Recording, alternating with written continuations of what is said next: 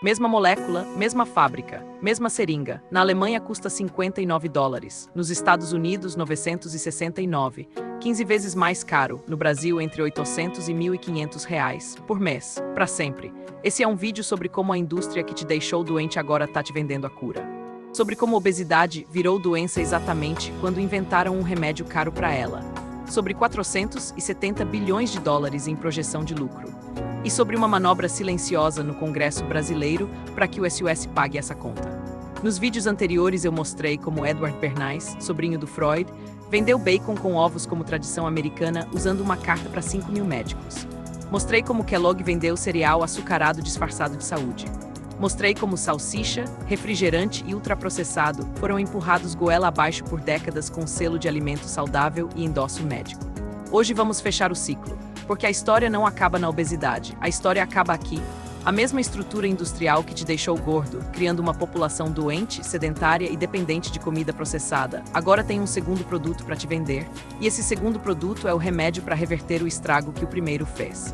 Indústria 1 cria o problema. Indústria 2 vende a solução. Ambas lucram e o capitalismo aplaude. É genial, é obsceno e tá funcionando. A obesidade nos Estados Unidos triplicou desde 1970.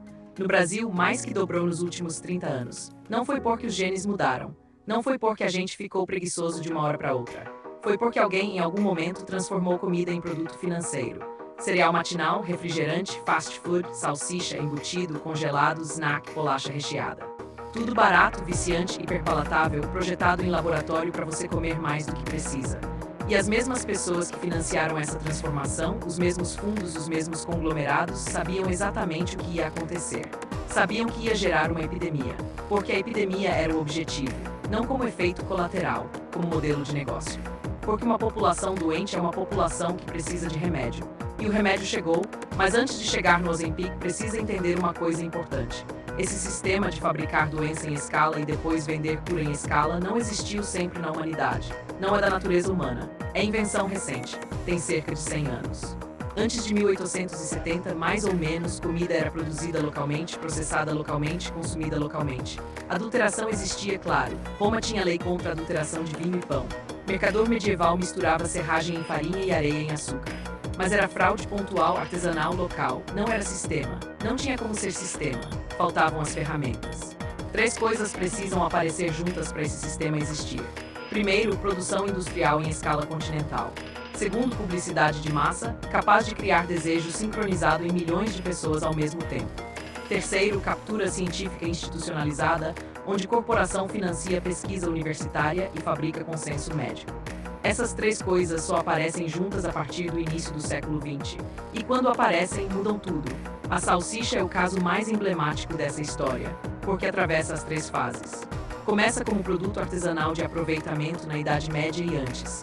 Sobras de carne preservadas com sal e especiarias. Funcional, honesto. Aí no final do século XIX, com a chegada da ferrovia, da refrigeração e da lata, vira produto industrial em escala. E o que estava acontecendo nos frigoríficos americanos da época é tão chocante que parece ficção. Em 1906, um escritor chamado Upton Sinclair publicou um livro chamado A Selva. O livro descrevia o que ele tinha visto trabalhando infiltrado nos frigoríficos de Chicago. Salsicha feita com carne podre. Ratos moídos junto com a carne porque não dava tempo de separar. Operários que caíam nas máquinas e iam para o produto final. Carne contaminada com tuberculose vendida para consumo humano. O livro foi tão chocante que forçou a criação do FDA, a Agência Reguladora Americana de Alimentos e Remédios, naquele mesmo ano. Pensa nisso. A agência mais poderosa de regulação de comida e remédio do mundo só existe porque o que estava saindo dos frigoríficos americanos era escandaloso demais para ignorar. Salsicha industrial é literalmente filha desse processo. Mas controlar não é eliminar. A indústria continuou, só passou a operar dentro de regras mínimas que ela mesma ajudou a escrever. E aí veio a segunda fase, a da publicidade em massa. E aqui a história fica fascinante. Em 1916, mesmo ano da criação do FDA, um imigrante alemão chamado Nathan Anderker abriu uma barraquinha de hot dog em Coney Island, em Nova York. Ele vendia o cachorro quente por 5 centavos, metade do preço do concorrente. O problema? Ninguém queria comer hot dog barato logo depois do escândalo do Upton Sinclair. As pessoas tinham medo de carne podre, de rato moído, de tudo aquilo que o livro tinha exposto. A solução do Nathan foi de gênio. Ele contratou pessoas para vestirem uniformes brancos, jaleco de médico, estetoscópio no pescoço e ficarem comendo hot dog em frente à barraquinha dele o dia inteiro. Médicos falsos, comendo cachorro quente em público, sugerindo sem dizer que se médico come então é seguro. Funcionou. Nathans Famous virou ícone americano e ainda existe hoje, mais de 100 anos depois. E a técnica que ele inventou em 1916 virou o playbook da indústria alimentícia americana pelos próximos 100 anos. Atores em jaleco, especialistas pagos, endosso médico falso. Tudo vem dessa barraquinha de Coney Island. Bernays e os discípulos dele pegaram essa técnica e refinaram para a escala industrial. Transformaram a salsicha de carne suspeita em ícone cultural, hot dog virou símbolo do Baseball, Frankfurter virou tradição alemã digna de orgulho, salsicha de lanche virou comida normal de criança. O produto continua o mesmo, o significado mudou. E aqui vale falar das crianças, porque criança é o alvo perfeito de marketing alimentar industrial. Quem ensina a criança a achar uma comida normal, cria um adulto que vai consumir aquela comida pelo resto da vida sem questionar. Em 1963, a Oscar Mayer lançou um comercial que entrou para a história da publicidade americana. Crianças marchando sorrindo, cantando uma musiquinha que dizia, em tradução livre, "Eu adoraria ser uma salsicha Oscar Mayer, todo mundo me amaria." O jingle foi escrito por Richard Trentlage. Virou um dos comerciais mais longos da história da televisão americana, rodando por décadas. E o efeito foi exatamente o esperado. Uma geração inteira de americanos cresceu associando salsicha à felicidade, infância, pertencimento, alegria coletiva. Você não estava comendo carne processada com nitrato de sódio. Você estava sendo americano. Isso aconteceu no Brasil também, em escalas próprias. Sadia, Perdigão, Seara, todas usaram crianças felizes, cenas familiares, almoço de domingo, lanche de escola. A salsicha entrou no imaginário do país como comida afetiva, comida de criança, comida que mãe boa serve, comida normal.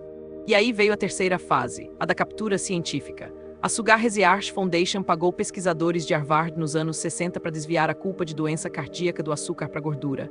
Documento descoberto em 2016, publicado no JAMA Internal Medicine. Isso não era exceção, era padrão. As 3 fases agora rodando juntas, refinadas, sincronizadas. Resultado disso tudo. A Organização Mundial da Saúde hoje classifica carne processada como cancerígeno Classium, mesma categoria do cigarro e do amianto.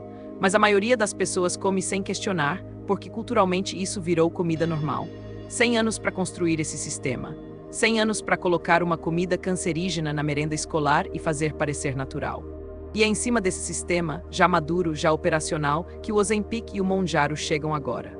A indústria que te deixou doente teve um século para refinar a operação.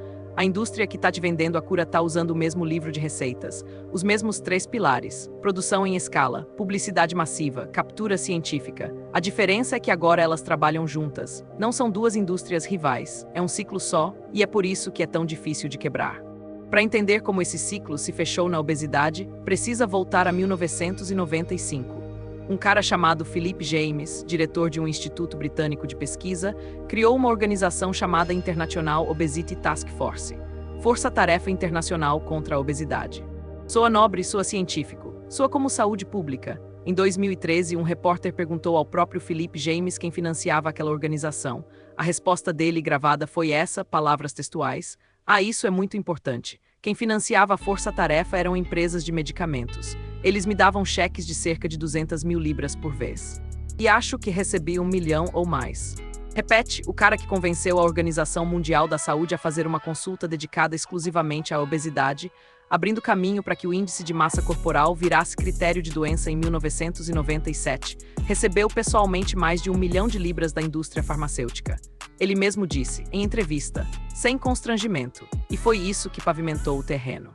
Em junho de 2013, a American Medical Association, a entidade médica mais influente dos Estados Unidos, votou para reclassificar a obesidade oficialmente como doença. Foi o gatilho que liberou cobertura de seguro para tratamento, que abriu o mercado bilionário para a cirurgia bariátrica e que preparou o terreno para os remédios que viriam 10 anos depois. E aqui está o detalhe que ninguém conta. O próprio Comitê de Ciência e Saúde Pública da American Medical Association, os caras que tinham que estudar a questão, passou 1 ano analisando o pedido e recomendou contra a reclassificação. Disse que não fazia sentido científico. Disse que ia gerar dano. A entidade ignorou o próprio comitê. Votou a favor mesmo assim. Quem patrocinou o lobby? Entidades como a Obesity Action Coalition, cuja sponsor de categoria mais alta é a Novo Nordisk. A mesma Novo Nordisk que 10 anos depois ia faturar 16 bilhões de dólares por ano vendendo Ozempic. Coincidência? Para acreditar nisso você tem que ser muito ingênuo. Bernays, em 1920, mandou carta para 5.000 médicos americanos para fabricar o consenso de que bacon com ovos era saudável. Era o estado da arte da manipulação naquela época.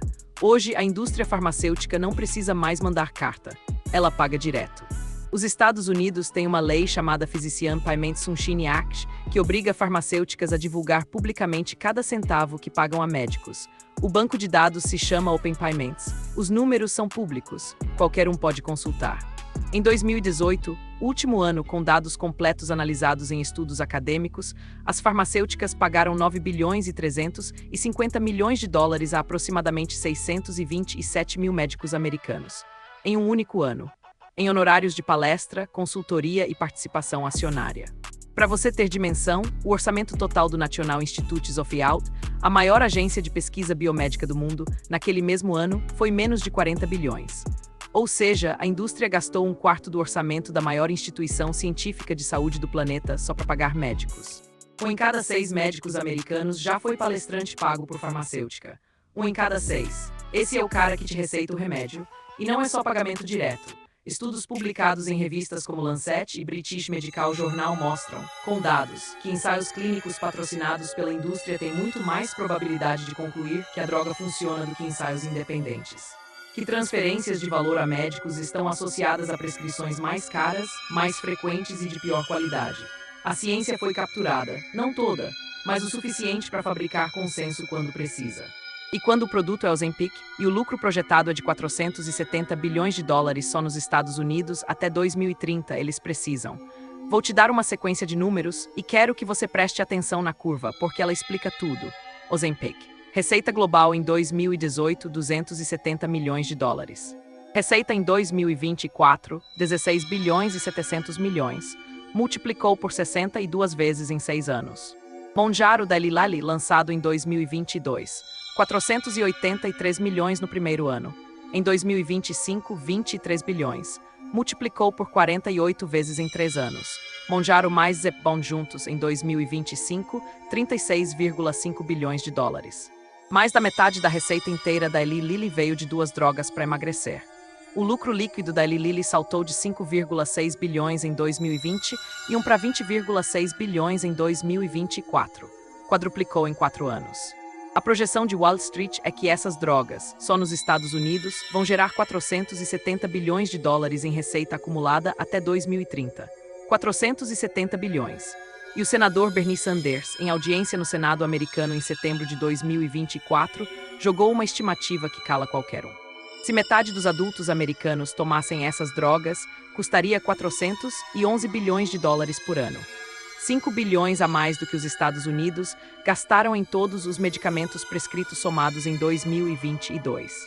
Uma única classe de droga consumiria todo o orçamento de remédios da maior economia do mundo. E a indústria quer exatamente isso. E aqui está o detalhe que destrói qualquer argumento de precisa cobrar caro para financiar pesquisa. Na mesma audiência, Sanders revelou que CEOs de grandes farmacêuticas de genéricos disseram diretamente a ele que conseguem produzir Ozempic genérico, mesma molécula, e vender a americanos por menos de 100 dólares por mês. Com lucro. Fabricante cobra 1.000. Genérico faria por 100. Diferença de 900 por mês por paciente vai direto para o lucro da Novo Nordisk e da Eli Lilly. Vezes milhões de pacientes por anos para sempre. Porque Ozempic não cura, Ozempic é vitalício. Quando você para o peso volta, é uma assinatura, como Netflix, mas para sua tireoide. Agora chegamos na parte brasileira, e ela é mais avançada do que muita gente imagina. Em fevereiro de 2026, a Câmara dos Deputados aprovou, por 337 votos a 19, o regime de urgência para um projeto de lei do deputado Damião Feliciano, do União Brasil. O projeto classifica Mounjaro e Zepbound, as drogas da Eli Lilly, como medicamentos de interesse público, abrindo caminho para que sejam incluídos no SUS.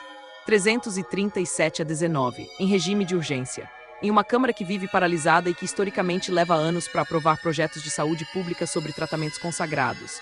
Bota meses para incluir um remédio de câncer, anos para ampliar acesso a medicamento de doença rara e décadas para discutir saúde mental. Mas para Mounjaro, quase consenso, em urgência. Repete para você mesmo. 337 a 19. Para um remédio que custa entre 800 e 1.500 reais por mês. de uma farmacêutica americana que faturou 23 bilhões de dólares só com essa molécula em 2025. Pouco depois, em 27 de fevereiro, o pré-candidato à presidência Renan Santos, do Partido Missão, anunciou nas redes sociais sua proposta de incluir Ozempic no SUS, proposta consistente com o projeto de lei que já estava tramitando. Eu discordo totalmente dessa proposta, para mim não faz sentido. Cada um pensa de um jeito, eu sei que muita gente acredita na medicina cegamente, na indústria farmacêutica, na ciência, né? Mas eu tenho minhas opiniões, minhas convicções, minhas crenças e eu não acredito como essas pessoas acreditam. Acredito que tem muita farsa, mas acho que é muita coisa pra falar num vídeo só, então vou deixar vocês com a continuação do vídeo aí. O que a ciência diz sobre o produto. Ozempic não cura.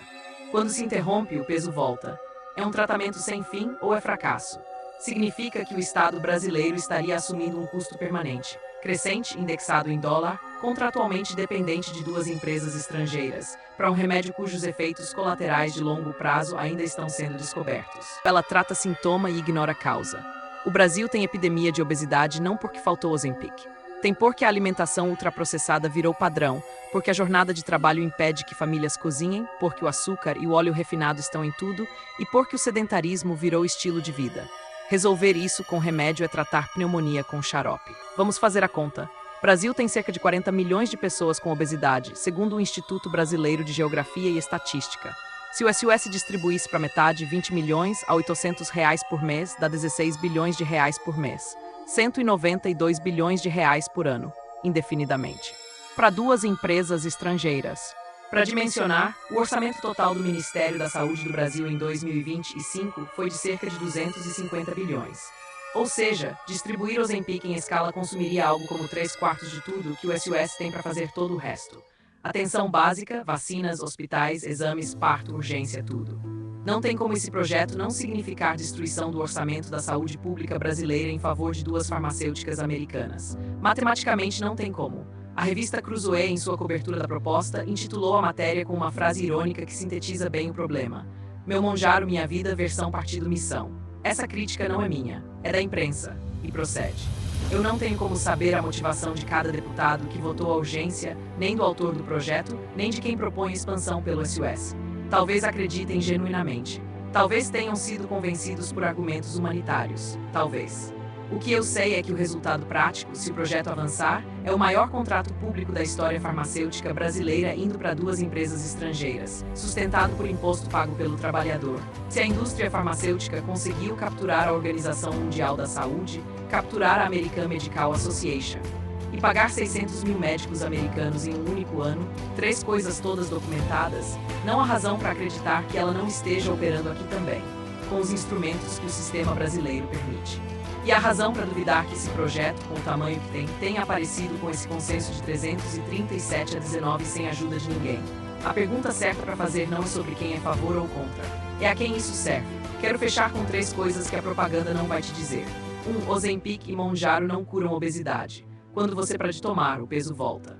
Em geral, o paciente recupera 2/3 do peso perdido em um ano, ou seja, é tratamento vitalício ou é fracasso, não tem meio termo. Você assina por décadas ou perde tudo. 2. Os efeitos colaterais ainda estão sendo descobertos. Perda acelerada de massa muscular, não só gordura, pancreatite, gastroparesia, que é paralisia do estômago, possível associação com tumores de tireoide em ratos. Casos crescentes de Ozempic face a aparência envelhecida e flácida pela perda rápida de tecido. A história de medicamentos para emagrecer no século XX é uma história de remédio aprovado, vendido em massa e depois retirado 20 anos depois quando o estrago apareceu. Fen-Phen, Sibutramina, Rimonabant. A lista é longa. 3. E o mais importante, nada disso resolve a causa. Você continua comendo o cereal matinal industrializado que o Kellogg te vendeu como saudável. Você continua almoçando ultraprocessado porque a jornada de trabalho não permite cozinhar. Você continua exposto a todo o ecossistema alimentar que te deixou doente em primeiro lugar. Ozempic é uma muleta química para um sistema que não quer ser consertado, porque o sistema dá lucro para os dois lados. Indústria 1 te deixa doente, indústria 2 te vende a cura, o ciclo se fecha e o capitalismo aplaude. E quando você não puder mais pagar porque o Ozempic é caro, porque é vitalício, porque o seu salário não cresceu o suficiente, eles querem que o Estado pague, que o SUS pague, que o seu imposto pague, e aí o ciclo fica perfeito. Privatizam o lucro, socializam o custo e ainda parecem heróis modernos da saúde pública. Fabricaram a doença, agora vendem a cura. E quando a sua cura ficar cara demais, vão querer que o Estado pague pelo erro deles. A pergunta não é se o Ozempic funciona. A pergunta é por que você ficou doente em primeiro lugar. Se esse vídeo fez sentido para você, compartilha. Esse tipo de informação não vai chegar pelos canais convencionais, porque os canais convencionais são patrocinados pela mesma indústria que a gente está investigando. E se quiser entender como esse padrão se repete em outras áreas, educação, alimentação, mídia, saúde mental, se inscreve no canal. A gente está só começando.